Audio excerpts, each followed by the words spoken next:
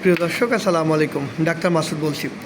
Coffee সাধারণভাবে পরিমিত পরিমাণে পান করলে আমাদের জন্য সেটা অনেক উপকারী, তবে এর কিছু ক্ষতিকর দিকও রয়েছে। প্রথম কথা যদি বলি, ঘুমের সমস্যা। কফিতে ক্যাফেইন থাকে, এটা যেমন আমাদেরকে এনার্জি দেয়, ঠিক তেমনি যাদের ঘুমের সমস্যা আছে তাদের কিন্তু এটা ঘুমের সমস্যা তৈরি করতে পারে। এই জন্য আমরা বলি দুপুরের পরে কফি না নেওয়ার জন্য। দ্বিতীয়ত, কফি আমাদের উচ্চ রক্তচাপ সৃষ্টি করতে পারে। নিয়মিত অতিরিক্ত ক্যাফেইন গ্রহণ করলে কিছু মানুষের ক্ষেত্রে রক্তচাপ বেড়ে যাওয়ার ইতিহাস দেখা গেছে।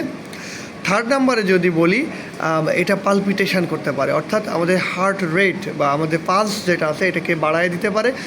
অর্থাৎ যাদের বুক ধড়ফড় করা বা হার্টের রোগ আছে তাদের ক্ষেত্রে আমরা সাধারণত কফি, চা এইগুলো তাদেরকে আমরা বর্জন করতে বলি। এরপরে যদি বলি যে আমাদের অ্যাংজাইটি বা উদ্বেগ বা দুশ্চিন্তা, এটা সাধারণত বাড়াই দিতে পারে। ক্যাফেইন স্নায়ুতন্ত্রকে উত্তেজিত করে, যা উদ্বেগ বা নার্ভাসনেস বাড়িয়ে দিতে পারে। এরপরে যদি বলি গ্যাস্ট্রিকের সমস্যা, অ্যাসিডিটি বা অম্লতা।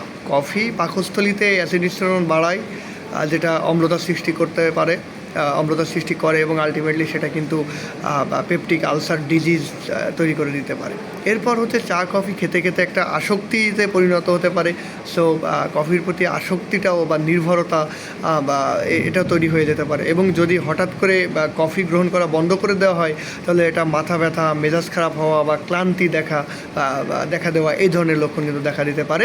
এরপরে সর্বশেষ আরেকটা ক্ষতি করতে পারে কফি খেলে, সেটা হচ্ছে অস্টিওপোরোসিস বা হাড় ক্ষয়।